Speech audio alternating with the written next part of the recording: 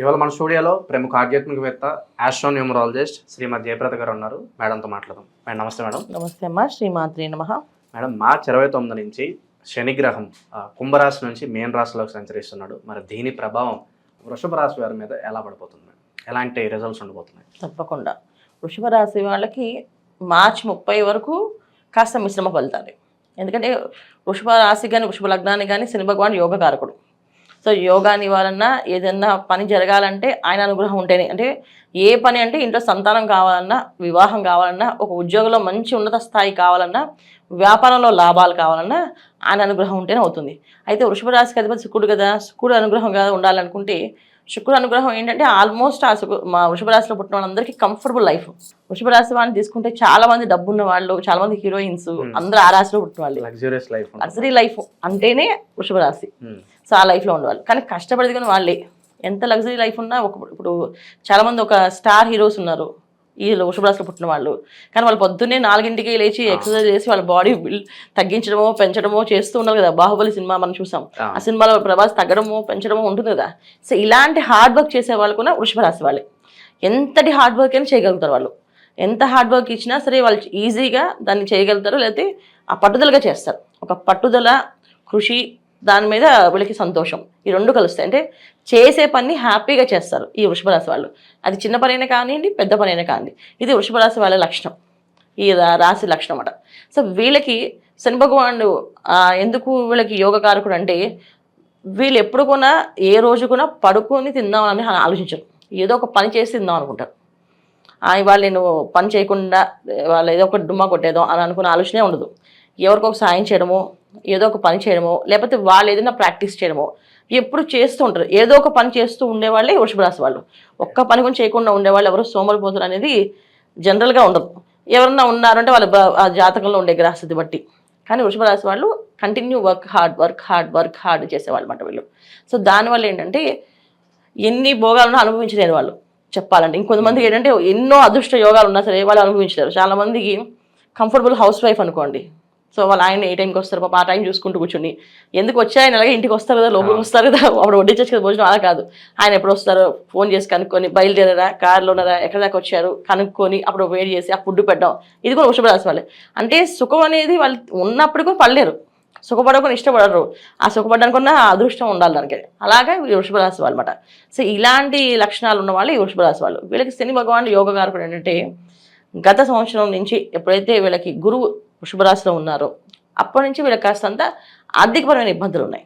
So గురువు ఎప్పుడైనా శుభగ్రహాలు శుభస్థానంలో ఉన్నప్పుడు మంచి ఫలితాలు వస్తాయి. ఎందుకంటే శుక్రుడు ఉన్న ప్లేస్లో గురువు ఉండడం అనేది ఒక అదృష్టం. అంటే శుభగ్రహ స్థానంలో శుభగ్రహం ఉండడం అంటే శుక్రుడు పూర్తి శుభగ్రహము, అలాగే గురువు పూర్తి శుభగ్రహం. ఈ రెండు గ్రహాలు శుభగ్రహాలు ఉన్నప్పుడు ఈ శుభస్థానంలో శుక్రుడు వెళ్ళి మీనంలో ఉన్న తర్వాత గురువు వచ్చి వృషభంలో ఉన్న అది శుభస్థానాల కింద వస్తాయి వాళ్ళకి. అయినప్పటికీ కొన్న ధర్మ మార్గము ఇవి ఎక్కువగా ఇష్టపడతారు. కనుక ఇలా ఎవరైనా ధర్మ మార్గం లేకుండా ఎంజాయ్ చేసేవాళ్ళు కానీ కష్టపడే వాళ్ళు కానీ కాస్త స్లో అయిపోయారు. ఎంత స్లో అయ్యారంటే వాళ్ళెవరు, వాళ్ళు ఏంటి, వాళ్ళు ఏం చేస్తారు అని గుర్తింపు లేకుండా వెళ్ళిపోయిన వాళ్ళు ఉన్నారు. సో ముఖ్యంగా మీడియా రంగంలో ఉండే వాళ్ళందరికీ కూడా చిన్న వాళ్ళకి పెద్దవాళ్ళకి అందరికీ కూడా ఒక స్టార్డమ్ అనేది లేకుండా పోయింది అండి. సో దానికి ఈ మార్చి 30 నుంచి నాంది పలుకుతుంది. ఏంటంటే 30 తర్వాత శని భగవాన్ ఎప్పుడైతే మీన రాశిలోకి వస్తారో అక్కడి నుంచి వీళ్ళు మళ్ళీ ఒక వెలుగుతారు. వీళ్ళ టైం స్టార్ట్ అయింది. చాలా మంచి టైము, చాలా ఉన్నతమైన స్థానాల్లోకి వెళ్ళే అవకాశాలు వచ్చే అవకాశం కూడా ఈ మార్చి 30 తర్వాత ఉగాది నుంచి వీళ్ళకి బ్రహ్మాండంగా ఉంటుంది. సో ఎంత బ్రహ్మాండంగా ఉంటుందంటే అది దీపం ఉన్నప్పుడే ఇల్లు చక్కదిద్దుకోవాలంటారు కదా, అలా వీళ్ళు తొందరపడి అన్ని పనులు చక్కగా చేసుకుంటే, ఎందుకంటే ఆయన వస్తే ఇచ్చేస్తాను కాదు, ఆయన కర్మకారకుడు. అంటే ఏంటంటే మనం చేసే ప్రతి పనిలో లెక్క ఉంటుంది ఆయనకి. ఆ లెక్క ప్రకారంగా చేస్తేనే ఇస్తాడు, లేకపోతే ఎవరు తమ్ముడు తనవాడైనా ధర్మం చెప్పాలంటారు కదా, అలా శని భగవాన్ అనమాట. తన ఇవ్వాల్సిన యోగం అయినా సరే, నేను నీకు యోగం ఇవ్వాలంటే నువ్వేం చేస్తున్నావు, ఆ యోగానికి అనుభవించే అర్హత నీకు ఉందా అని చెక్ చేస్తాడు. ఆ అర్హత మనం సంపాదించుకుంటే ఖచ్చితంగా మంచి సత్ఫలితాలే వీళ్ళు వృషభ రాశి వాళ్ళు అందుకుంటారు. ఎంత సత్ఫలితాలు అందుకుంటారంటే ఇంక చెప్పలేం. స్కై ఈజ్ ద లిమిట్ అనమాట వీళ్ళకి. అంత అదృష్టం కనిపిస్తుంది. సో జాబ్ లేని వాళ్ళకి జాబ్ రావడం కావచ్చు, పెళ్లి కాని వారికి పెళ్లి అవడం కావచ్చు, అన్ని చాలా వరకు మంచి ఫలితాలు. అన్నిటికన్నా ముఖ్యం ఏంటంటే వివాహాలు అవ్వడము, తర్వాత సత్సంతానం కలగడము, సంతాన భాగ్యం రావడము, తర్వాత ఆస్తులు ఎప్పటి నుంచో ఆస్తులు వీళ్ళకంటూ రాలేవు, కోర్టులో సమస్యలతో బాధపడిన వాళ్ళు, ఇంట్లో ఆస్తి ఇస్తామని ఇవ్వకపోయిన వాళ్ళు, సపరేట్ చేస్తామని చేయకపోయిన వాళ్ళు, వీళ్ళందరూ కూడా కలిసి వస్తారు. ముఖ్యంగా బంధువులు ఎవరైతే దూరం అయ్యారో వాళ్ళు కలుస్తారు, వచ్చి కలుపుకుంటారు. స్నేహితులు ఎవరైతే చిన్న మాటలతో దూరం అయ్యారో వాళ్ళు వచ్చి కలుస్తారు. ఇప్పుడు బంధువులు స్నేహితులు అందరూ కలిసి శుభకార్యాలు చేసే అవకాశాలు వీళ్ళకి వృషభ రాశి వాళ్ళకి ఉన్నాయి. అప్పుడు ఏదో జరిగింది, ఇప్పుడు మళ్ళీ మేము కలిసిపోతాం, మనం కలిసి సరదాగా ఉందాం, ఎప్పటిలాగే మనం ఉందాం అని చెప్పి ఎక్కువ శని భగవాన్ ఎప్పుడు ఏంటంటే ఎక్కువ మంది మాస్ అట్రాక్షన్ అనేది ఇస్తాడు ఆయన ఎక్కువ. సో అట్రాక్షన్ ఎలా ఉంటుందంటే స్నేహితులు కానీ బంధువులు కానీ వీళ్ళంటే ఇష్టపడే వాళ్ళు, వీళ్ళని ఇష్టపడాలి, వీళ్ళతో ఉండాలి, వీళ్ళతో సరదాగా గడపాలి అనే ఆలోచన వాళ్ళకి కలుగుతుంది, ఆ ఆకర్షణ శక్తి పెరుగుతుంది. అది వీళ్ళకి వచ్చే అవకాశం వృషభ రాశి వాళ్ళకి చక్కగా ఉంది. ఓకే, సో అన్ని దాదాపు గుడ్ రిజల్ట్స్ ఉన్నాయి. ఇంకా మెరుగైన ఫలితాలు పొందడానికి ఏదైనా రెమెడీస్ ఉంటే చెప్పండి మేడం వృషభ రాశి వాళ్ళకి. మెరుగైన ఫలితాలు ఖచ్చితంగా ఉంటాయి, కాకపోతే చేయాల్సిన పనులు ఉన్నాయి కొన్ని. వృషభ రాశి వాళ్ళు శని భగవాన్ ఒక అనుగ్రహం కావాలి అంటే వీళ్ళు చేయాల్సిన ఫస్ట్ పని ఏంటంటే ఎర్లీ మార్నింగ్ లేవడం. ఎర్లీ మార్నింగ్ లేచి సూర్య నమస్కారం చేస్తేనే ఈ ఫలితాలన్నీ అంతాయి. ఇప్పుడు చెప్పినవన్నీ రావాలి అంటే ఖచ్చితంగా లేట్ నైట్స్ పార్టీస్ బంద్ చేయాలి వీళ్ళు. అర్ధరాత్రి పూట పార్టీలు, అర్ధరాత్రి పూట తాగడాలు ఇవన్నీ మానేయాలి.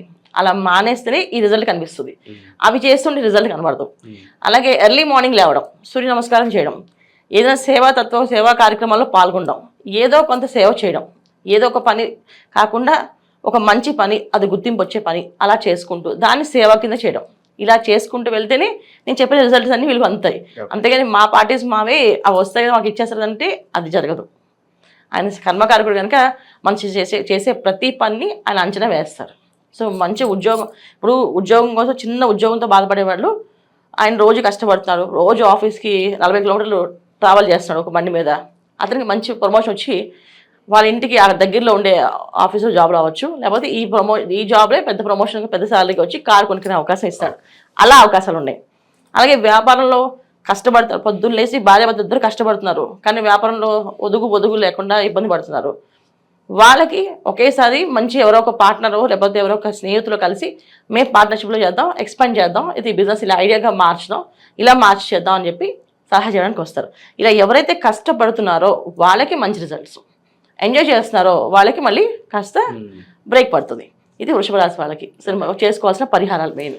జనరల్ శని భగవానుడు అంటే మనం ఏదైనా శనేశ్వరుడు అనగానే భయపడుతుంటాం, ఇది ఏలాంటి శని ప్రభావం వస్తుంది, అర్ధాష్టమ శని వస్తుంది, అష్టమ శని వస్తుంది అని చెప్పేసి. సో ఎక్కడ మనుషులు ఎక్కడ ఎవరు ఏది క్రమశిక్షణ పెట్టరు, మనలో ఉన్న ఒక రూపం ఏదైతే ఉందో అది బయటపడుతుంది. సో ఆ మనలో ఉన్న రూపాలు ఏంటంటే చాలామందికి మంచితనం అనేది కొంతమంది ఉంటుంది, కొంతమందికి చెడు లక్షణాలు ఎక్కువగా ఉంటాయి.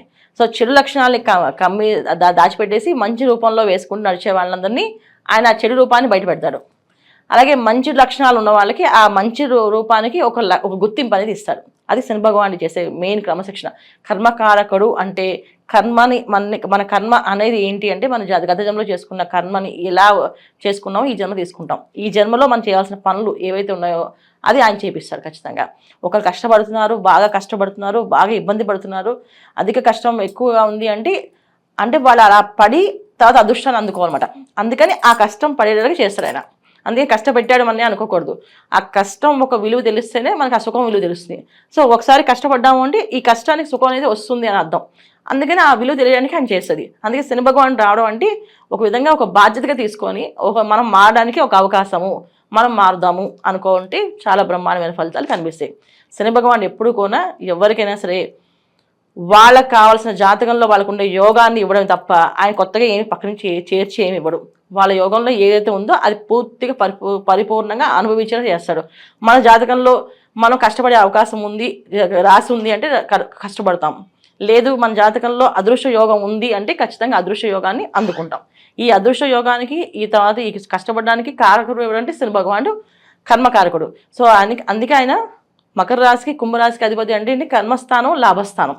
సో జనరల్గా మనం చూసుకుంటే 10వ స్థానం 11వ స్థానం అవుతుంది. 10వ స్థానం అంటే కష్టపడడం ఎలాగో, 11వ స్థానం అంటే లాభపడడం ఎలాగో.